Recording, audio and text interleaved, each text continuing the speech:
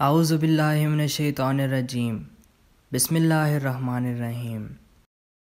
حضرت سلمہ رضی اللہ عنہ فرماتی ہیں کہ رسول اللہ صلی اللہ علیہ وسلم حضرت ابو سلمہ کے انتقال کے بعد تشریف لائے۔ حضرت ابو سلمہ رضی اللہ تعالیٰ عنہ کی آنکھ کھلی ہوئی تھی۔ آپ صلی اللہ علیہ وسلم نے ان کی آنکھ بند فرمائی اور ارشاد فرمایا، جب روح قبض کی جاتی ہے تو نگاہ جاتی ہوئی روح کو دیکھنے کی وجہ سے اوپر اٹھی رہ جاتی ہے۔ اسی وجہ سے رسول اللہ صلی اللہ علیہ وسلم نے ان کی آنکھوں کو بند فرما دیا۔ ان کے گھر کے کچھ لوگوں نے آواز سے رونا شروع کر دیا۔ ممکن ہے کہ کچھ نامناسب الفاظ بھی کہہ دیے ہوں، تو آپ صلی اللہ علیہ وسلم نے ارشاد فرمایا، تم اپنے لیے صرف خیر کی دعا کرو، کیونکہ فرشتے تمہارے دعا پر آمین کہتے ہیں۔ پھر آپ صلی اللہ علیہ وسلم نے دعا فرمائی، اے اللہ ابو سلمہ کی مغفرت فرما دیجئے اور ہدایت یافتہ لوگوں میں شامل فرما کر ان کا درجہ بلند فرما دیجئے، اور ان کے بعد ان کے پیچھے رہنے والوں کی نگہبانی فرمائیے۔ رب العالمین ہماری اور ان کی مغفرت فرمائیے،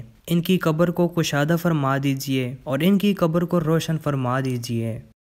اگر آپ کو حدیث شریف سننا پسند ہے تو ہمارے اس چینل کو ابھی سبسکرائب کریں اور ساتھ میں دیے گئے بیل پر کلک کریں۔